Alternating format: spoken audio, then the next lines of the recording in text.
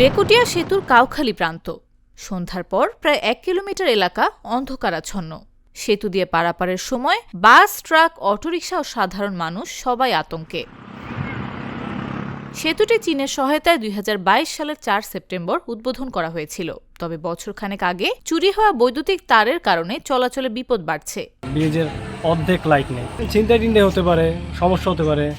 মেয়েদেরকে নিয়ে আসা হয়, সবাইকে আমরা আসি, ঘুরতে আসি, এখানে একদম অন্ধকার থাকে।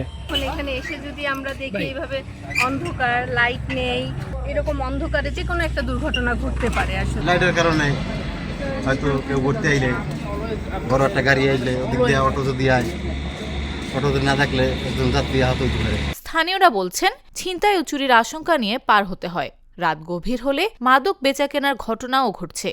এখানে অর্ধেক লাইন আছে, অর্ধেক লাইন নেই, লাইন অর্ধেক চুরি হয়ে গেছে। ছোটখাটো টুকিটাকি পকেট মার এবং ছিনতাই, চুরি এই অন্ধকারে বসে থাকে। রাত্র 9টা থেকে 10টা হলে পরে মানুষের যাতায়াতে অনেকটা সমস্যা হচ্ছে এবং আমাদের স্থানীয় এলাকার লোকজন এবং পার্শ্ববর্তী এলাকার লোকজন একটু সংকটে থাকে সবসময়, যে কখন ছিনতাই বা কখন একটা সবসময় আতঙ্কের মধ্যে থাকে। এখানে লাইটটা না থাকার কারণে আমাদের প্রতিনিয়ত খুবই খারাপ অবস্থা, যেহেতু একটা হাইওয়ে, এখানে অনেক মানুষজন চলাফেরা করে। পিরোজপুর সড়ক ও জনপথ বিভাগের নির্বাহী প্রকৌশলী জানান, চুরি হওয়া তারের পুনঃস্থাপনের প্রক্রিয়া চলমান। প্রায় 14 লাখ টাকা ব্যয়ে সংযোগ পুনঃস্থাপনের উদ্যোগ নেওয়া হয়েছে। ইতিমধ্যেই মামলাও করা হয়েছে।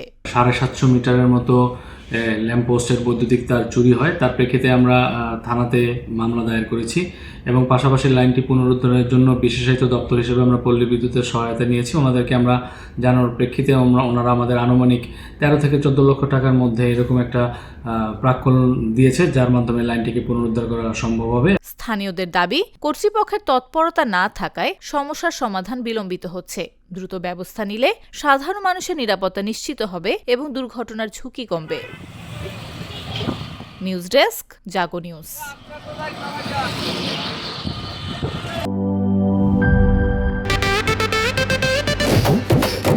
একটা ড্রিঙ্কও আমারে দিবা?